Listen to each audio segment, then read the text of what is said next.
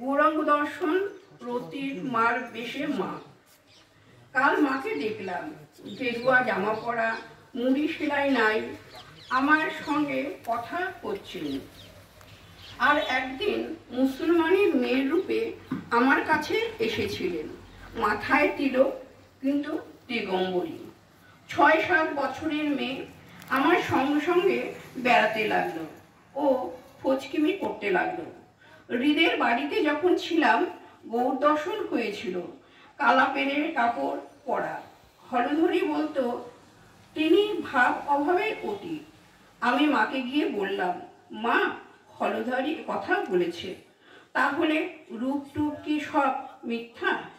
মা রতির মার বেশে আমার কাছে এসে বললে, তুই ভাবেই থাক। আমিও হলধরিকে তাই বললাম। একবারও কথা ভুলে যাই বলে কষ্ট হয়। ভাবে না থেকে দাঁত ভেঙে গেল। তাই দৈববাণী বা প্রত্যক্ষ না হলে ভাবেই থাকবো, ভক্তি নিয়েই থাকবো। কি বলো প্রাণকৃষ্ণ? আচ্ছা আজ্ঞা। ভক্তির অবতার কেন? রামের ইচ্ছা, শ্রী রামকৃষ্ণ।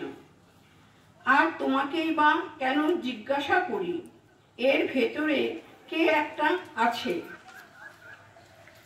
সেই আমাকে নিয়ে এইরূপ করছে। মাঝে মাঝে দেবভাব প্রায় হতো। আমি পুজো না করলে শান্ত হতুম না। আমি যন্ত্র, তিনি যন্ত্রী। তিনি যেমন করান তেমনি করি, যেমন বলান তেমনি বলি। প্রসাদ বলে ভবসাগরে বসে আছি ভাসিয়া ভেলা, জোয়ার এলে উজিয়ে যাব, ভাটিয়ে যাব ভাটার বেলা।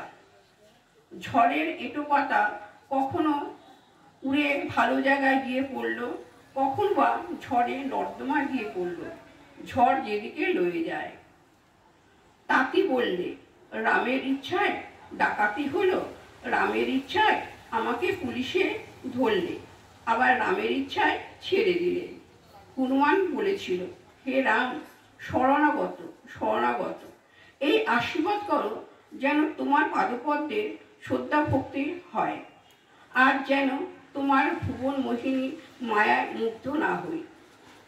পোলা ব্যাং মুমূর্ষ অবস্থায় বললে, রাম যখন সাপে ধরে তখন রাম রক্ষা করো বলে চিৎকার করি, কিন্তু এখন রামের ধনুক বিধে মরে যাচ্ছি, তাই চুপ করে আছি।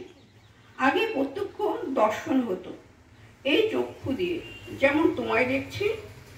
এখন ভাবাবস্থায় দর্শন হয়।